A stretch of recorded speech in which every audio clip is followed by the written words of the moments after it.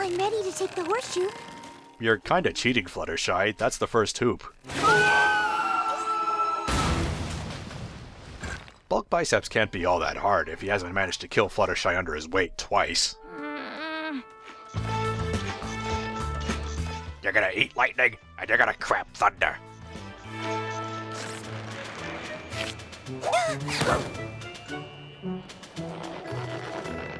Back in primary school, I was cast in a school play as a detention student who had to drop to give his gym teacher 20.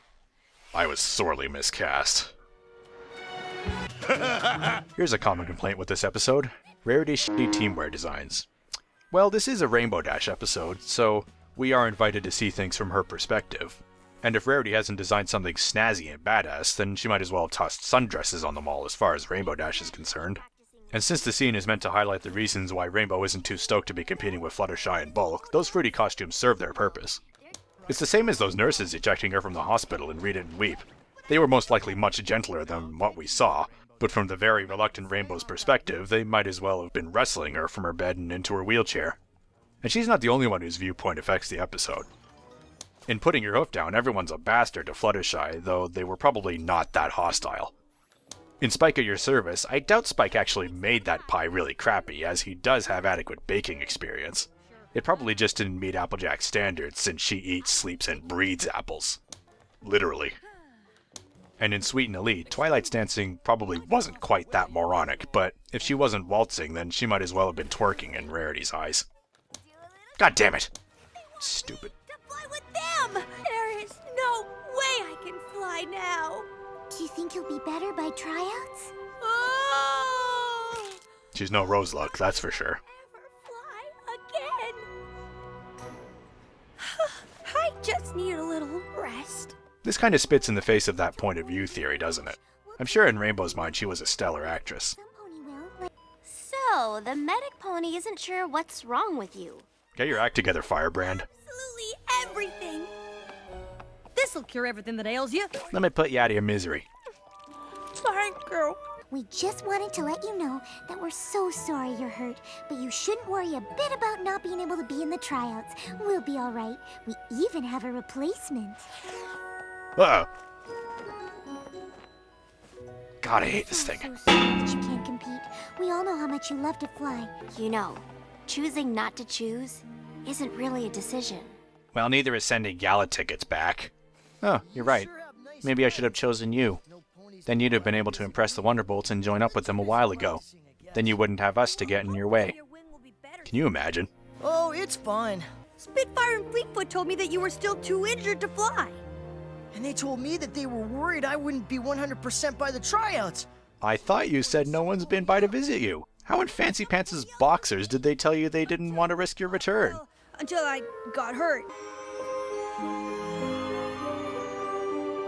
Your glowy eye powers, do your thing. Even with Rainbow Dash's replacement, I don't think we're gonna qualify. Everyone and their Diamond Dog says this is the only good thing about this episode. I love Derpy as much as the next brony, but if she'd had a small role or even a speaking role in Owl's Well that ends well, I still would have hated it. So here, she's just another treat from the staff to us. In many ways, Derpy is the flagship pony of the series. I'm pretty sure any newcomer to the show knew of her beforehand. And those PC criminals may have backed off now that she has a less retarded voice and her official name is Muffins, but really, everyone just flat out refuses to call her that. I mean, Rainbow addressed her as Derpy in the last roundup. There's no going back. Whereas the names Snowflake and Colgate were never heard before Bulk Biceps and Minuet came about, and yet some people just can't get over it. I faked my injuries to where my friends are. The ponies who really care about me. Whether I can help them win a race or not. Who's Soren waving at? Are you sure that's the right decision? You lied to me about Soren's wing just so you could get a better flyer. Having somehow been informed about it. Winning team. Go close still! Good luck fitting into that uniform designed for Rainbow Dash, dude. My team. We've got a race to get ready for.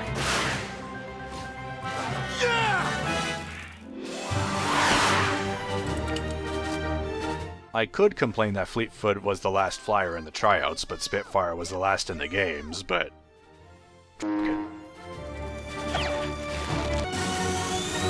Are they allowed to just stand there? For all the judge knows, they might try and shove the competition away from the checkpoint.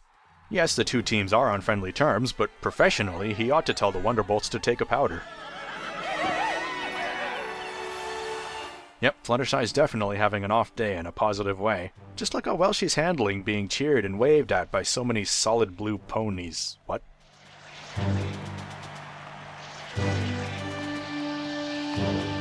I have to give this episode a good grade for being part of two story arcs, the Chest of Harmony arc and the Equestria Games arc. And you'll notice that no dialogue is exchanged when Spitfire gives Rainbow her token of appreciation. The only time in the Chest arc this happens. Each chapter has something distinct about it, so as they happen, you never quite know what to expect. Equestria Games, here we come! Ugh, I can't deny it. I love to win. So do all the journal entries include a photograph? That'd be pretty handy if someone wanted to find any specific stories. Must have been hard to get one for some pony to watch over me, though. Guess I'll sign off now. I'm Brass Polish, thanks for watching, and what the hell are they doing out there? Whatever it is, count me out. A mechanoid? Why don't you get a simulant like Crawford? I like working with the underprivileged, Howard. Down and out, the deranged and needy. When we found Crichton, he was a burnt-out wreck on a junk heap. And you rebuilt him. Give him something to live for. No, we just hosed him down and gave him a hat.